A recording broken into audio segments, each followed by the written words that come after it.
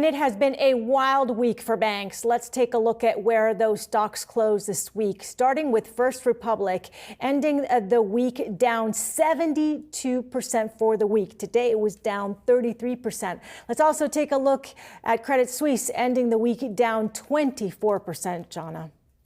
Yeah, certainly. And let's take a look at some of those other regionals here taking a massive hit. First Republic falling more than 70% over the last 5 days. Now, it's the biggest weekly drop on record here for that company. You're seeing really losses across the board with Western Alliance, PacWest Bancorp, also Zions closing the week in the red. And it wasn't just those regional plays. Big banks, they also declined. The XLF down almost 6% for the week, and for the day, you're looking at JP Morgan, Goldman Sachs, Bank of America, Citi, Wells Fargo, all closing in the red.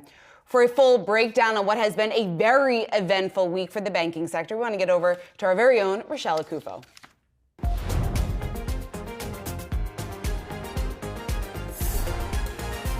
Now we're taking a look down memory lane on all the key moments leading up to the current frazzled state of the banking sector in this week's installment of What Just Happened.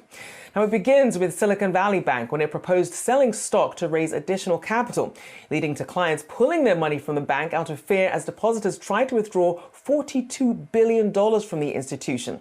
Then Treasury Secretary Janet Yellen addressed the Silicon Valley turmoil on March 10th over concerns of SVB.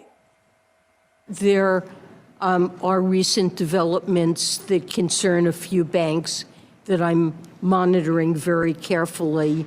And when banks experience financial losses, it is and should be a matter of concern.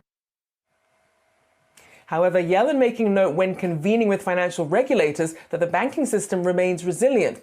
At the same day, Silicon Valley was seized by regulators along with Signature Bank over the same weekend, in which regulators said a systemic risk exception, which allows the government to pay back uninsured depositors.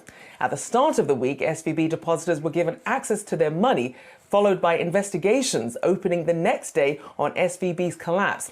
And in the midst of the fallout of SVB in the US, overseas fears began bubbling over Credit Suisse. Now, the worries of the Swiss bank's viability sent both regional and big bank stocks tumbling once again, with shares of First Republic taking the worst beating, dropping 60% on March 13th. The Treasury Secretary Janet Yellen once again reassuring the safety of the banking system in yesterday's remarks. I can reassure the members of the committee that our banking system is sound and that Americans can feel confident that their deposits will be there when they need them. This week's actions demonstrate our resolute commitment to ensure that our financial system remains strong and that depositors' savings remain safe. It wasn't long before First Republic was given a lifeline, receiving $30 billion in deposits from other banks, while Credit Suisse is set to receive a $54 billion loan from the Swiss Central Bank. However, the fallout of Silicon Valley Bank continues as its parent company files for Chapter 11 bankruptcy.